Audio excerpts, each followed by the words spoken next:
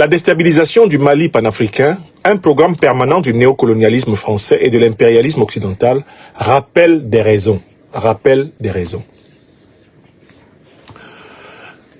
Hier, la plupart des médias de la place de France, France 24, etc., se sont fait l'écho d'événements qui restent à vérifier après que les autorités maliennes se seront exprimées. À savoir qu'il y aurait une succession d'arrestations d'officiers et de soldats soupçonnés de vouloir attenter à la sécurité des institutions, de vouloir comploter contre l'État. Je pense qu'un communiqué des autorités maliennes sortira opportunément, si ce n'est déjà fait. Je ne l'ai pas encore lu, j'attends, moi aussi comme vous, ce que les autorités panafricaines du Mali nous diront de toute cette histoire. Mais moi, je voudrais simplement faire un rappel pour ceux qui ignorent ou qui ont oublié. Car comme le dit souvent le président Abdourahmane Tchani, le rappel sauve l'âme. Je voudrais rappeler à tout le monde que déstabiliser le Mali, renverser le président Assimi Goïta, ça c'est un élément fondamental du programme du néocolonialisme français et de l'impérialisme occidental.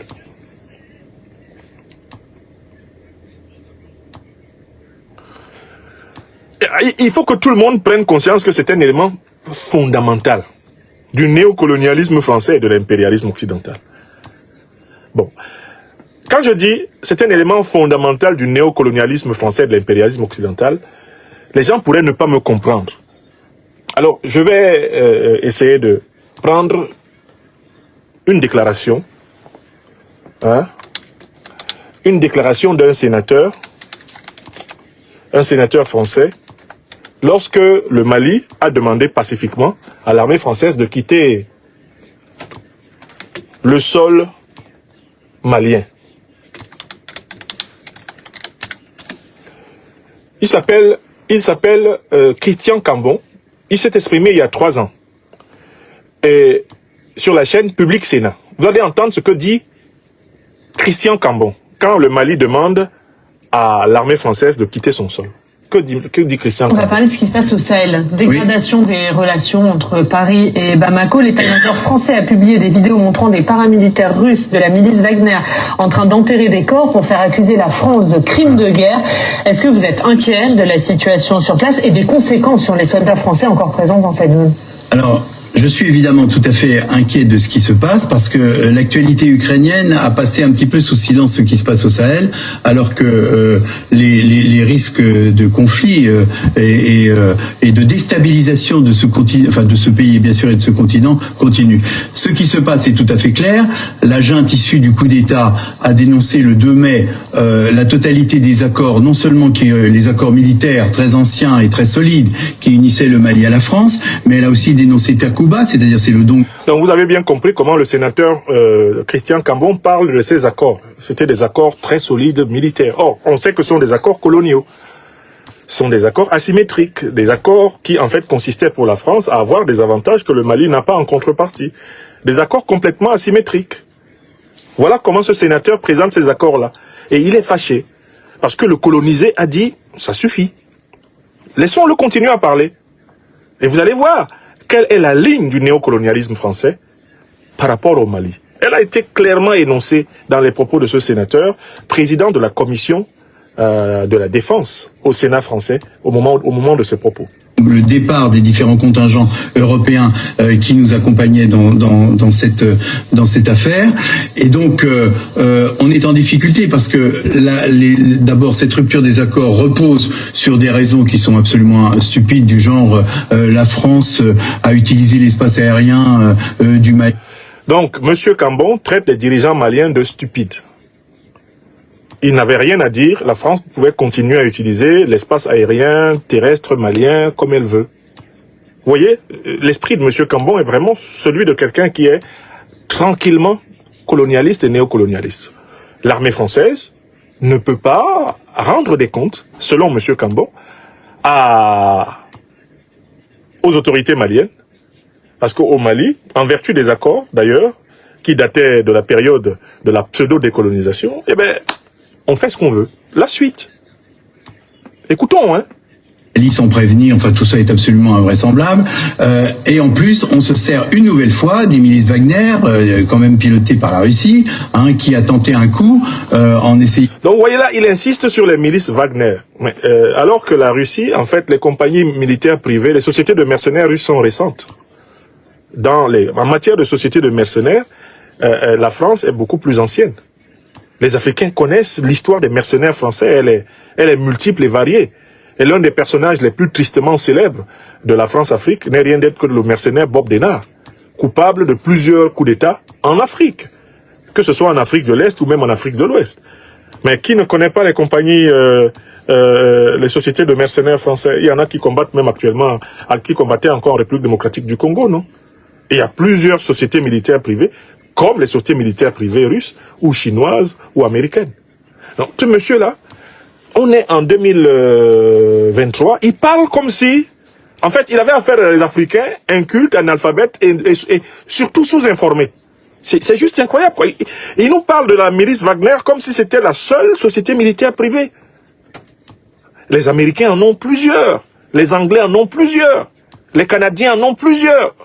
Et ça ne scandalise personne. Toutes ces sociétés militaires privées sont en Afrique depuis très longtemps. Les Blackwater et consorts, qu'est-ce qu'ils ne font pas en Afrique depuis très longtemps? C'est juste incroyable. Bon, alors, laissons M. Cambon continuer à nous dire la ligne directrice qui a été retenue contre le Mali. Parce qu'il faut que les Maliennes et les Maliens sachent ce que pense en très haut lieu, eh bien, l'élite politique néocolonialiste en France. De monter un faux charnier, des malheureux qui sont morts, et ils ont tenté d'enterrer ces gens comme si c'était les forces françaises qui avaient exécuté des gens. Par chance, nous avons quand même un certain nombre de satellites qui circulent dans le coin et qui ont pu démontrer. Oui. Si on disait que le Mali a des satellites qui circulent sur la France, ça serait un scandale tout de suite. Christian Cambon, lui, peut dire que eux, ils se sont permis d'aller filmer l'armée malienne au Mali, et qu'ils étaient juste en train de circuler. C'est-à-dire ils conçoivent les pays africains comme des lieux de safari, quoi. Eux, ils peuvent se promener, filmer des forces armées régaliennes, républicaines, dans leur territoire, c'est pas un problème. Heureusement que nous avions des satellites qui circulaient par là. Si le Mali possédait des satellites, et que le Mali s'amusait à utiliser des images de soldats français sur le sol français, en pleine opération, quelle serait la réaction des médias et de l'opinion? Vous voyez, est-ce que vous comprenez l'esprit? Écoutons toujours monsieur Christian Cambon. Cette manœuvre grossière. Mais ça montre bien là encore à quel niveau nous en sommes. Je veux dire, il n'y a plus de respect de règles internationales. On voit maintenant des milices qui agissent pour le compte. Donc, monsieur Cambon appelle au respect des règles internationales. Mais il se fout de la gueule du monde. Tout le monde sait très bien que les règles internationales, c'est le droit du plus fort matérialisé par des traités qui ne sont respectés qu'à proportion de la crainte de celui qui les impose. Mais qu'est-ce que c'est que le droit international? Si le droit international était équitable, la Cour pénale internationale aurait déjà jugé tous les responsables américains qui ont jeté les bombes atomiques sur le Japon. La Cour pénale internationale aurait déjà jugé les crimes négriers, les crimes coloniaux, les exterminations, les génocides coloniaux. Si la Cour pénale internationale était juste, il y aurait plusieurs responsables politiques américains, britanniques, français, allemands, italiens, incarcérés actuellement à la Cour pénale internationale parce qu'ils sont responsables de crimes de guerre. Si la Cour pénale internationale, si le droit international existait, Benjamin Netanyahou ne serait pas libre. On lui aurait appliqué le mandat d'arrêt que la Cour pénale internationale a inutilement lancé contre lui. Non, à qui peuvent-ils parler de droit international alors que leur pratique, les près de 100 coups d'État organisés par les services français en Afrique au XXe siècle, c'était basé sur quel droit international? Quand on a bombardé le peuple ivoirien manifestant le 9 novembre 2004 à l'hôtel Ivoire et qu'on a tué une soixantaine d'Ivoiriens, quel était le droit international qui permettait à l'armée française de tuer ces gens? Quand on a massacré les anciens combattants qui ont contribué à la libération de la France, à Dakar, à Tiaroy, quand on les a massacrés, quel était le droit international? Est-ce qu'il y a eu un procès qui a été ouvert pour punir ceux qui ont fait cela? Quand on a massacré 1 million de Camerounais, des millions de Malgaches, des millions d'Algériens, Où sont les procès de la Cour pénale internationale? Monsieur Cambon nous parle du respect du droit international. Il ne se rend pas compte qu'il parle au nom d'une puissance qui piétine le droit international depuis 600 ans, sans véritable conséquence. Vous voyez la honte de ça? Tu peux parler du respect du droit international après tout ce que l'on a fait au nom de la République, au nom de l'Empire et au nom de la monarchie sur les autres peuples du monde? À qui vas-tu le dire? Seul un ignorant, seul un individu historiennement inculte peut écouter une phrase de cet homme et la prendre au sérieux. Bon. Mais laissons, il va dire ce qui est prévu pour le Mali. Écoutons-le bien. Parce que c'est pour ça que je vous fais écouter cette personne. Le sénateur Christian Cambon. D'un certain nombre de gouvernements, et notamment celui-là, c'est absolument dramatique parce que je pense que le Mali paiera très cher le fait de s'être séparé de manière aussi violente des forces françaises qui ont quand même très cher le fait de s'être séparé de manière aussi violente des forces françaises. Je pense que le Mali paiera très cher le fait de s'être séparé de manière aussi violente des forces françaises. Il paiera très cher le fait de s'être séparé de manière aussi violente des forces françaises qui ont quand même depuis 8 ans assuré la souveraineté de ce pays. Vous avez entendu la citation, écrivez. Christian Cambon, citation. Le Mali paiera très cher le fait de s'être séparé de manière aussi violente des forces françaises qui ont assuré pendant 7 ans la souveraineté de ce pays. Je recommence la citation. Et je vous souhaite que vous écriviez la citation du sénateur Christian Cambon. Écrivez, c'est pas Niamsi qui l'a dit. La vidéo est disponible sur le site public Sénat. Et je vais vous mettre un lien de la vidéo. Pour ceux qui sont par exemple là, je prends le lien là, pour que personne ne dise que j'ai inventé. Et vous écoutez à partir de la 2e minute. Vous écoutez Monsieur Cambon. Je vous mets ça sur Facebook. Je vous mets ça sur Facebook. Hop. Je vous mets ça sur la page Facebook. Et après, je vous le mettrai sur la page YouTube. Parce qu'il faut que vous ayez toutes ces choses-là quand vous discutez.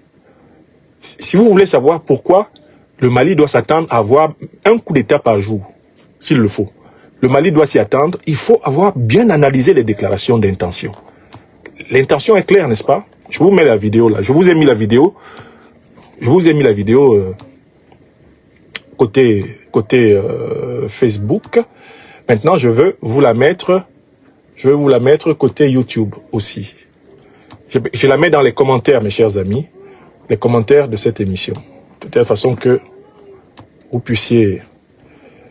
Je mets ça dans les commentaires et vous aurez la vidéo de cette façon. Je viens de la coller dans les commentaires. Normalement, ça apparaît également côté YouTube. Vous devez la voir côté YouTube. N'est-ce pas? Vous avez la vidéo. OK? Donc, M. Cambon dit que le Mali paiera cher le fait de s'être séparé de façon violente des forces françaises. Or, je tiens à vous faire remarquer que l'armée malienne n'a pas tiré une balle sur un soldat français. L'armée malienne n'a ni frappé, ni blessé un soldat français. Les autorités maliennes ont simplement demandé à l'armée française de rentrer en France. Et c'est ce que Christian Cambon appelle une façon violente. Qu'est-ce que cela aurait été si l'armée malienne avait tiré sur l'armée française? Qu'aurait dit M. Cambon? Parce que si c'est déjà de la violence, de vous dire seulement d'aller avec vos troupes chez vous, qu'est-ce que cela aurait été si c'était à coup de canon? Mais déjà, sans avoir tiré une seule munition, une seule balle contre l'armée française, Christian Cambon trouve que c'est de la violence. Il trouve que l'armée française était chargée d'assurer la souveraineté du Mali. Mais depuis quand un pays souverain est-il assuré de sa souveraineté par un autre? Est-ce qu'il se rend compte même que, même en français et en logique et en sciences politiques, cela ne se dit pas? Un pays ne peut pas assurer la souveraineté d'un autre. Car par définition, la souveraineté, c'est l'assurance par soi-même. C'est la capacité d'agir en soi et par soi-même. An sich und für sich, comme disent les Allemands. Bon, comment le Mali peut se contenter d'une souveraineté assurée par la France, sans par là même renoncer à sa véritable souveraineté? Vous voyez? Donc, je vous ai mis la vidéo, de telle façon que tout le monde possède la preuve, à partir de laquelle je fais cette analyse. Laissons M. Cambon continuer à déverser sa bile. Qu'est-ce qu'il disait? Le Mali va payer? Oui, allez-y, M. Cambon, parlez. Parce que je pense que le Mali paiera très cher le fait de s'être séparé de manière aussi violente des forces françaises, qui ont quand même, depuis 8 ans, assuré la souveraineté de ce pays. Et moi, je pense ici encore à ces 57 jeunes qui ont laissé leur vie pour le Mali. Et donc... Donc là, maintenant, on en arrive au chantage aux morts. 57 jeunes, nous dit M. Christian Cambon, parlant des soldats français, ont laissé leur vie pour le Mali. Est-ce que c'est vrai? D'abord, ce n'est pas vrai. C'est pas pour le Mali qu'ils sont morts. Ils sont morts pour les intérêts de la France. Ils sont morts parce que la France souhaiterait, grâce à son armée, continuer à avoir la même mise sur l'or, le pétrole, le gaz, l'uranium, le coltan, le manganèse, le lithium, le coton africain. C'est pour cela que ces soldats sont morts. C'est pas pour l'Afrique. C'est pas par amour de l'Afrique qu'ils sont allés mourir. D'ailleurs, dans leur contrat de soldats, leur engagement, c'est d'être prêt à mourir pour la France. Il n'a jamais été écrit dans un contrat de soldat français qu'il doit être prêt à mourir pour l'Afrique. Ce n'est pas vrai. Oui! Donc, ils ne sont pas morts pour l'Afrique. Ils sont morts pour la France. Et c'est écrit dans leur contrat d'engagement. Allez lire la profession de foi d'engagement d'un militaire en France. Un militaire combat pour son pays. Il combat pour un militaire français combat pour la France. Comme un militaire malien combat pour le Mali. Donc, quand quelqu'un vient vous dire, notre militaire est mort pour... Il faut le dire, comment c'est possible? Est-ce que c'était un militaire malien? Maintenant, regardez bien ce chiffre, 57.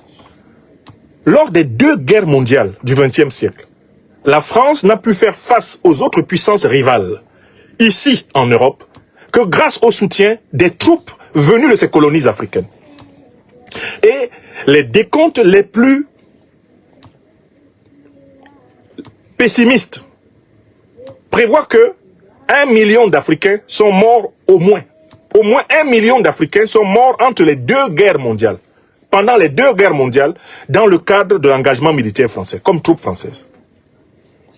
1 million, au minimum. Ça, c'est le chiffre le plus pessimiste. 1 million. Dites-moi franchement, la France qui a été libérée par donc des millions de soldats africains, dont au moins 1 million sont morts pour la libérer de ses rivaux occidentaux, la libérer de la domination nazie. Hitler avait déjà trôné sur Versailles, quand le sang africain devait être versé pour que la France soit libre. Cette Afrique-là, dont le général de Gaulle décréta Brazzaville, capitale de la France libre. De Gaulle qui voyagea de capitale en capitale pour quémander des troupes, pour coopter des Africaines et des Africains valides, afin de libérer la France, dont il était parti à la tête d'un commando de seulement 177 soldats. Mais comment Monsieur le sénateur Cambon, qui est quand même un sénateur normalement bien informé, puisqu'il était à la tête de la commission de la défense au Sénat, comment peut-il brandir le chiffre de 57 soldats français tombés au front pour la France et l'opposer aux Africains, qui eux savent que des millions d'Africains ont combattu pour que la France soit encore une république indépendante, et qu'au moins 1 million sont morts ici en France, ou sur les champs où l'armée française était engagée, puisqu'ils étaient les premières lignes des troupes françaises. Les officiers, courageusement planqués derrière eux, les laissant d'abord affronter ce qu'on appelait alors les Boches, les Allemands, les vaincre et par la suite venir planter le drapeau et plastronner, faire de belles images.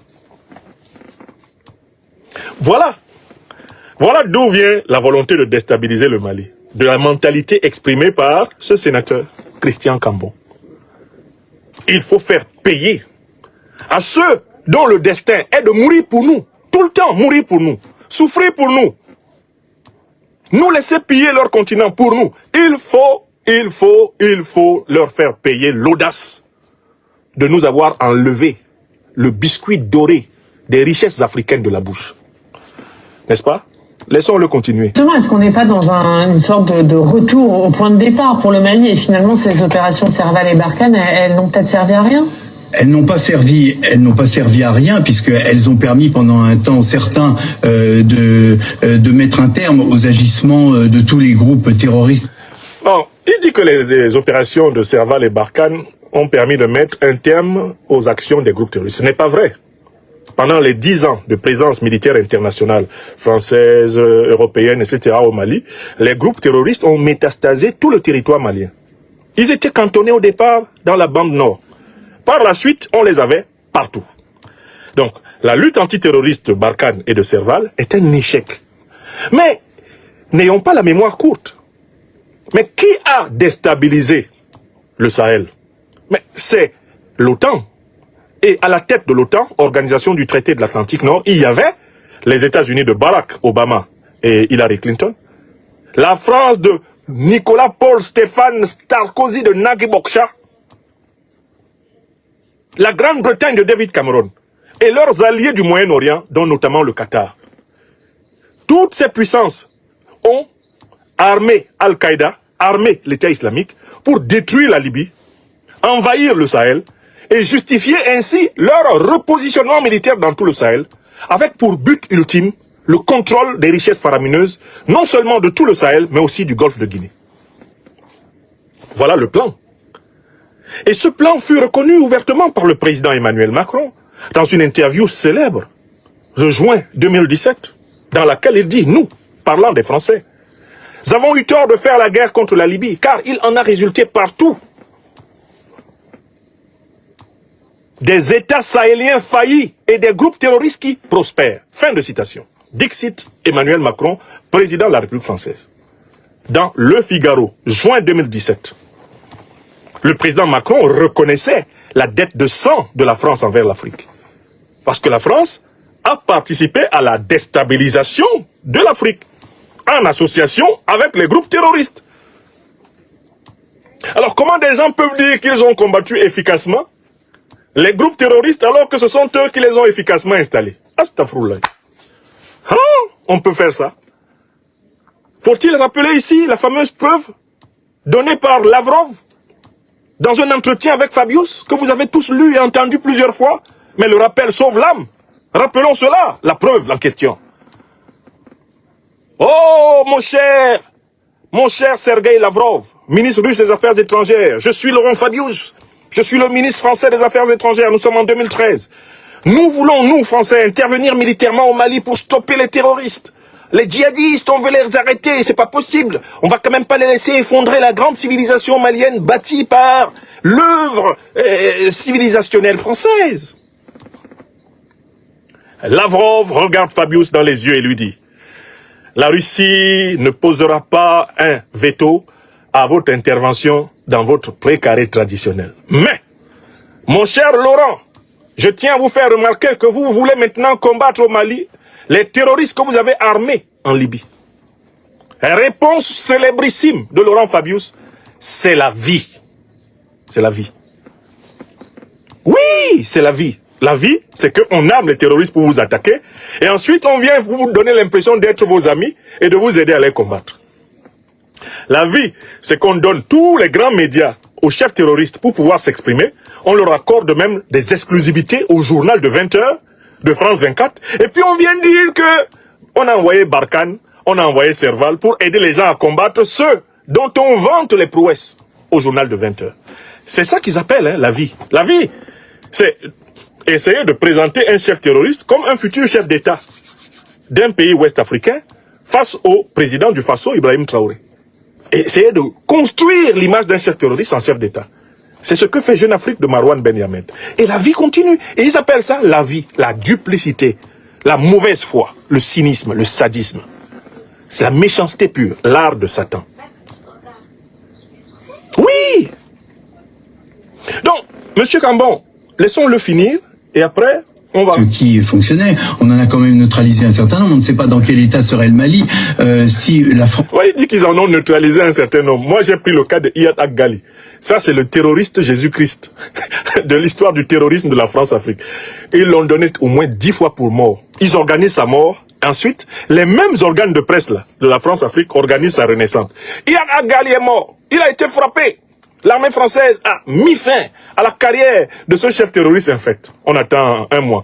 Iyad Ag-Ghali réapparaît. C'est le même journal. Hein. Il est mort, il réapparaît. Hein?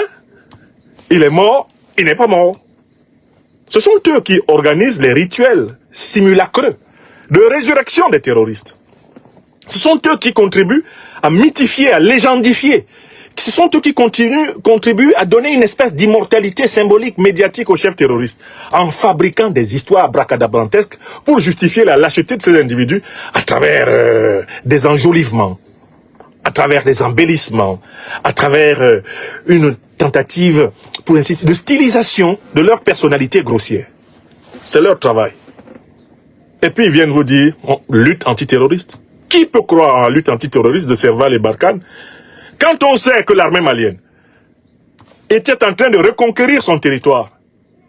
Les troupes des forces spéciales maliennes, dirigées par l'alors colonel Assimi Goïta, se préparaient à remonter victorieusement sur Kidal, lorsqu'elles furent désarmées, stoppées par l'armée française, laquelle armait les terroristes en face et les protégeait ainsi de l'assaut fatal des forces armées maliennes. Oui! Voilà la vérité. Alors donc, maintenant nous pouvons aller plus loin dans cet élément. Je ne laisserai plus M. Cambon parler. Il nous a suffisamment dévoilé l'idée qu'il faut déstabiliser absolument le Mali comme étant un point fondamental du néocolonialisme et de l'impérialisme. Alors, pourquoi est-ce qu'on veut absolument que le Mali soit déstabilisé? Première raison. On veut absolument que le Mali soit déstabilisé parce que le Mali est le point de départ de la révolution panafricaine actuelle. C'est le Mali qui a initié le démantèlement des troupes néocolonialistes et impérialistes de son sol. C'est la tâche partie du Mali qui a fait tache d'huile au Burkina Faso, qui a fait tache d'huile au Niger, qui a fait tache d'huile et bien au Tchad, et même qui a fait tache d'huile au Sénégal, qui a même fait tache d'huile en Côte d'Ivoire, et qui va faire tache d'huile dans toute l'Afrique. Notez bien la première raison. Le Mali rampe de lancement de la décolonisation militaire du continent subsaharien africain. C'est la première raison. On doit absolument punir le Mali. On doit faire payer cela très cher au Mali. D'avoir montré, comme à l'époque des grands empires du Moyen-Âge, comme à l'époque des grands voyages de Sakura sur l'océan Atlantique, on doit faire payer au Mali son caractère de terre pionnière, terre des ouvertures, terre qui montre le chemin à l'Afrique. Ça, c'est la première raison. Et il y a une deuxième raison. On en veut spécifiquement au Mali. Parce que le Mali avait été choisi par l'OTAN, et notamment par le Haut Commandement Stratégique Militaire américain, pour servir de base au commandement de l'OTAN pour l'Atlantique Sud. Base au commandement des forces impérialistes occidentales sur le continent africain et l'océan Atlantique Sud. C'est le Mali qui devait servir de base. Ce commandement est actuellement basé à Stuttgart, en Allemagne.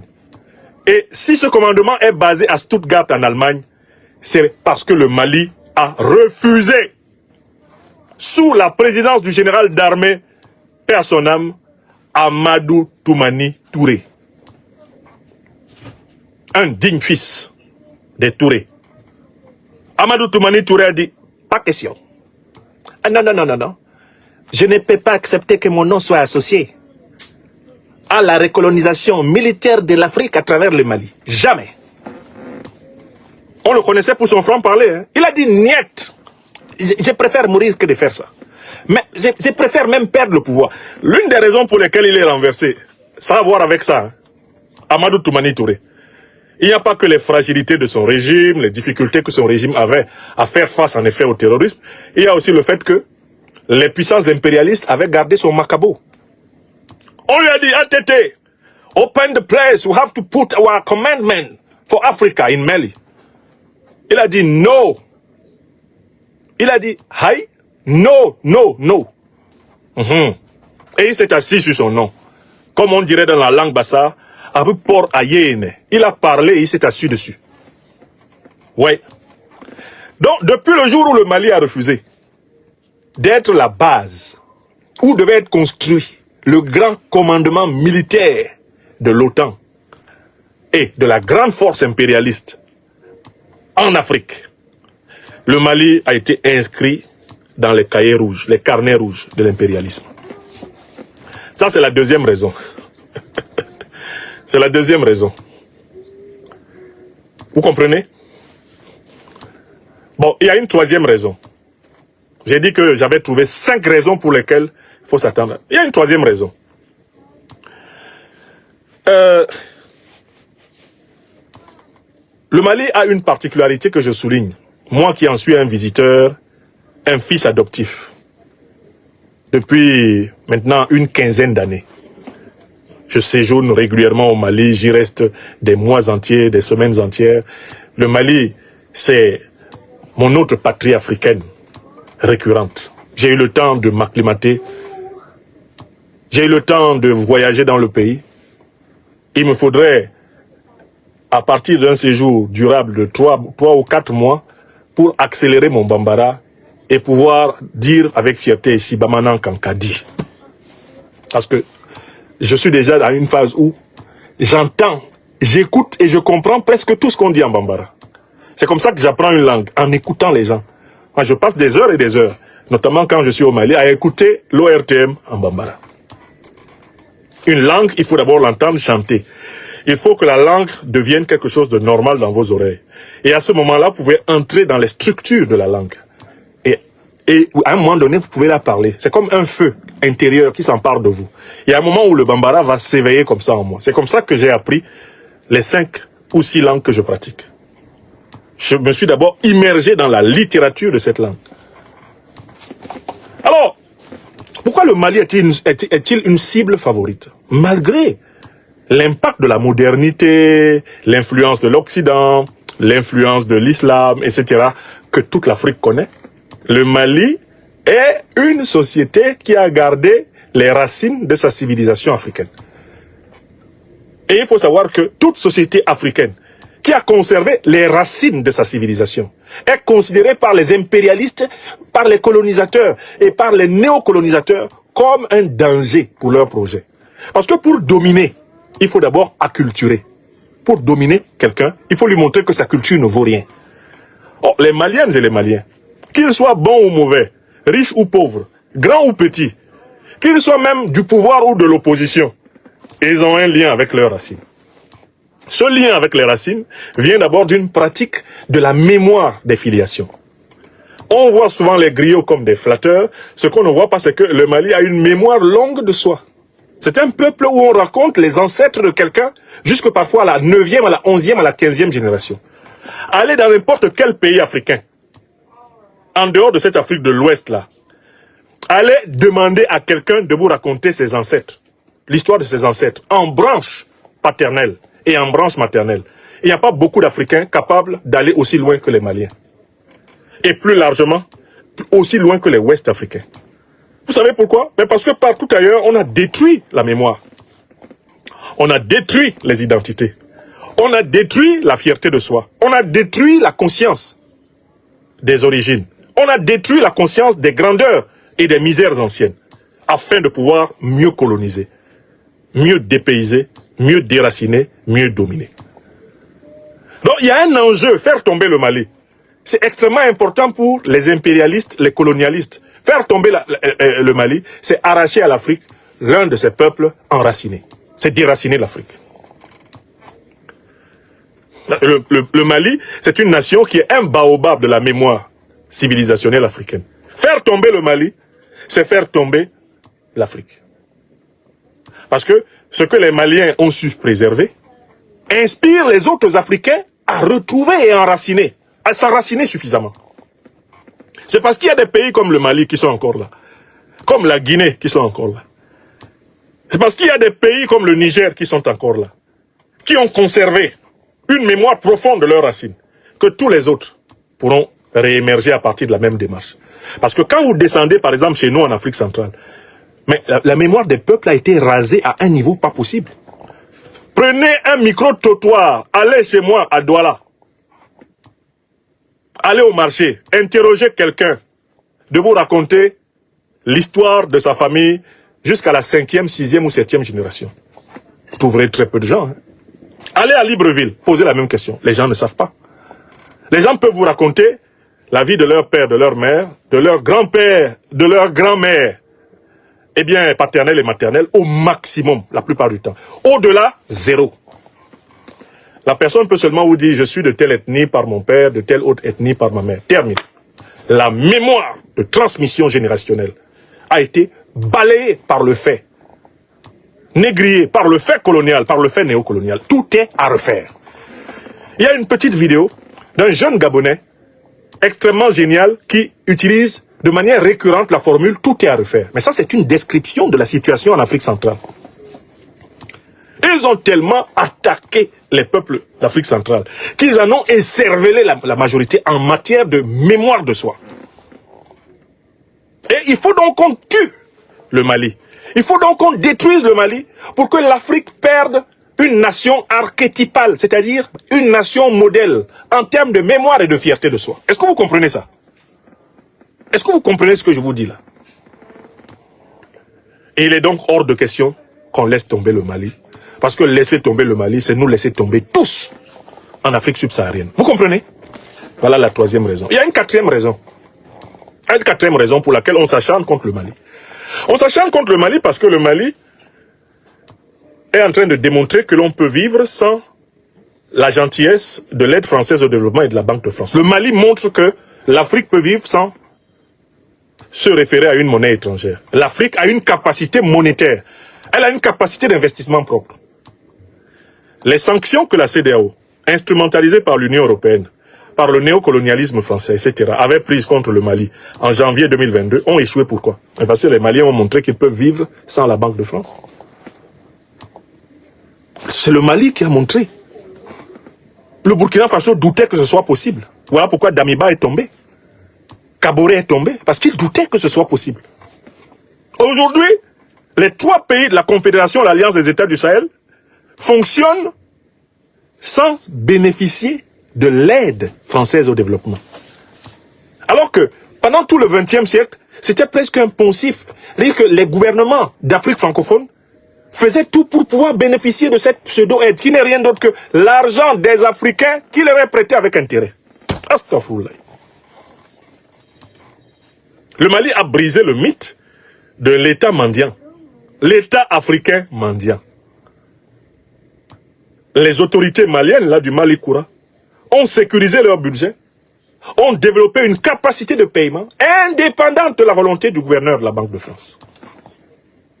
Et c'est le Mali qui a la charte de l'Alliance des États du Sahel et qui est au cœur, sous la présidence du président Assimi Goïta, de l'initiative de la préparation de la grande monnaie sahélienne. Alors, c'est pour ça qu'on veut tuer le Mali. Pour que la monnaie Sahel n'émerge pas. On veut tuer le Mali pour ça. Hein? C'est pour ça qu'on veut tuer le Mali. C'est la quatrième raison. Pour empêcher l'émergence de la monnaie Sahel. Parce que la monnaie Sahel accomplira sans Kadhafi le rêve de Kadhafi. La fin de la suprématie du dollar, de l'euro et du franc CFA. Commence à partir de l'émergence d'une grande monnaie continentale, souchée sur les avoirs, souchée sur les réserves de change, souchée sur le pilotage de la Banque centrale selon les intérêts de l'offre et de la demande, analysés souverainement par les Africains. C'est donc pour empêcher l'Afrique subsaharienne d'entrer elle-même dans l'économie monde avec sa capacité spéculative, sa capacité de création monétaire, sa capacité d'investissement, sa capacité de financement, qu'on s'acharne contre le Mali.